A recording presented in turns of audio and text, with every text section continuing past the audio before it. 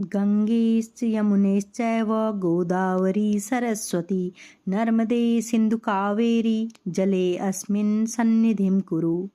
हे गंगा यमुना गोदावरी सरस्वती नर्मदा सिंधु कावेरी नदियों, मेरे स्नान करने के इस जल में आप सभी पधारिए। जय माँ जगदम्बा। दोस्तों, आशा है आप सब लोग स्वस्थ एवं प्रसन्न होंगे।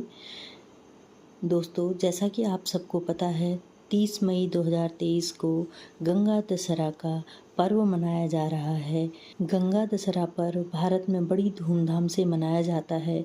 यह माँ गंगा के धरती पर अवतरण का दिन माना जाता है। हिंदू धर्म में माँ गंगा को बेहद पवित्र नदी कहा गया है। ऐसी मान्यता है, इस नदी में स्नान करने से सारे पाप धुल जाते हैं। गंगा दशहरा का पर्व ज्येष्ठ माह के शुक्ल पक्ष की 10वीं तिथि को मनाया जाता है। शास्त्रों के अनुसार इसी दिन माँ गंगा राजा भगीरथ के कहने पर धरती पर अवतरित हुई थी। इस दिन माँ गंगा की विशेष पूजा अर्चना की जाती है। यदि आप गंगा दशहरा में माँ गंगा का आशीर्वाद प्राप्त करना चाहते हैं, गंगा में स्नान कीजिए तथा माँ गंगा की पूजा कीजिए। आइए अब मैं आपको सुनाती हूँ गंगा दशहरा की पौराणिक कहानी। पौराणिक कथा के अनुसार प्राचीन काल में अयोध्या में राजा भगीरथ रहते थे। राजा भगीरथ को भगवान श्री राम का पूर्वज माना जाता है। एक बार की बात है, राजा भगीरथ को अपने पूर्वजों का तर्पण करने के लिए गंगा जल की जरूरत पड़ी। उस समय माँ गंगा सिर्फ स्वर्ग में ही बहा करती थी। यह सोचकर राजा भगीरथ ने माँ गंगा को धरती पर लाने के लिए कई वर्षों तक कठोर तपस्या की, लेकिन फिर भी उन्हें कोई सफलता नहीं मिली।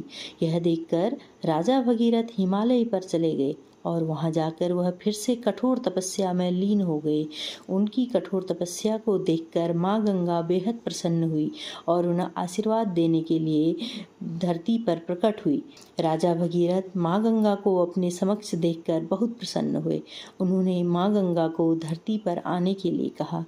यह सुनकर माँ गंगा ने उनके आग्रह को स्वीकार कर लिया, लेकिन राजा भगीरथ के सामने एक बहुत बड़ी समस्या खड़ी हो गई। माँ गंगा का वेग बहुत ज़्यादा था। यदि वह धरती पर आती तो पूरी धरती तबाह हो जाती। उनकी इस परेशानी को सिर्फ महादेव यानी भगवान शिव ही दूर कर सकते थे।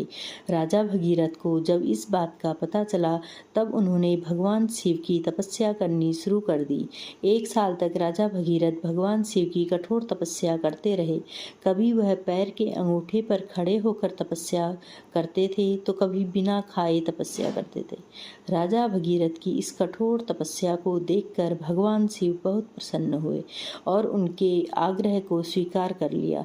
तब ब्रह्मा जी ने अपने कमंडल से माँ गंगा की धारा प्रवाहित की।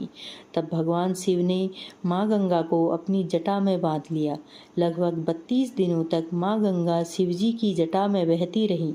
ज्येष्ठ महीने के शुक्ल पक्ष की 10वीं तिथि को भगवान शिव ने अपनी एक जटा खोली और गंगा माता को धरती पर जाने को कहा। तब राजा भगीरथ ने माँ गंगा को धरती पर आने के लिए हिमालय के दुर्गम पहाड़ियों के बीच रास्ता बनाया। जब माँ गंगा पहाड़ से मैदानी इलाके में पहुंची, तब राजा भगीरथ ने गंगा के जल से अपने पूर्वजों का तर्पण किया और उन्हें मुक्ति दिलाई। जिस दिन माँ गंगा धरती पर अवतरित हुई थी, वह ज्येष्ठ महीने के शुक्ल पक्ष की 10वीं तिथि थी। तभी से इस दिन माँ गंगा की विशेष पूजा की जाती है तथा इस दिन को माँ गंगा का अवतरण दिवस के रूप में मनाया जाता है। दोस्तों, आपको यह कथा अवश्य ही बहुत अच्छी लगी होगी।